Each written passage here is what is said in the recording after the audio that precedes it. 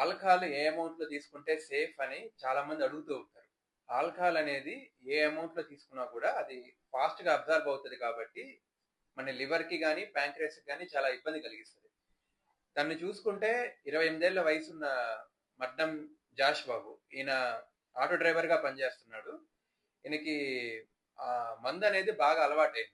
దానివల్ల ఏందంటే, చాలా ఎక్కువ మొత్తంలో తీసుకోవడం వల్ల ఈయనకి లివర్‌తో పాటు ప్యాంక్రియాస్ అనేది కూడా ఇబ్బంది పడింది.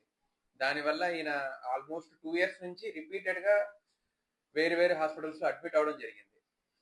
ఒకసారి లాస్ట్ ఇయర్ సెప్టెంబర్ టైంలో ఈయనకి సివియర్ ప్యాంక్రియాటిస్ వచ్చి, దాని ద్వారా పొట్టలో నీరొచ్చి, పొట్టలో నీటి గడ్డలాగా ఏర్పడి, దానివల్ల ఆయాస పడుతూ అండ్ బాగా సివియర్ కండిషన్‌లో మన దగ్గరకొచ్చారు.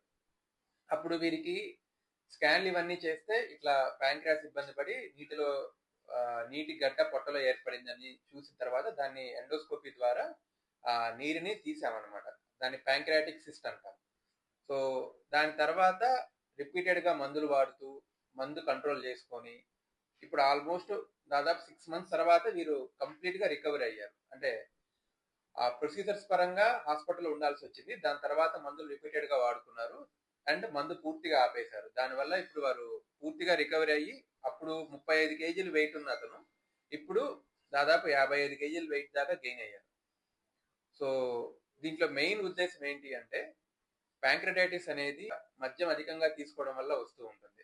సో మందు తీసుకోవడము ప్లస్ కైని లేకపోతే సిగరెట్స్ అలవాటు ఉన్న వారికి ఇంకా సివియర్‌గా వచ్చే ఛాన్సెస్ ఉంటాయి.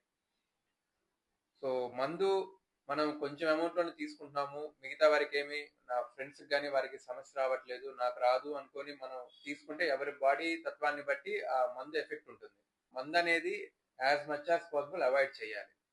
So be safe and avoid alcohol. Thank you.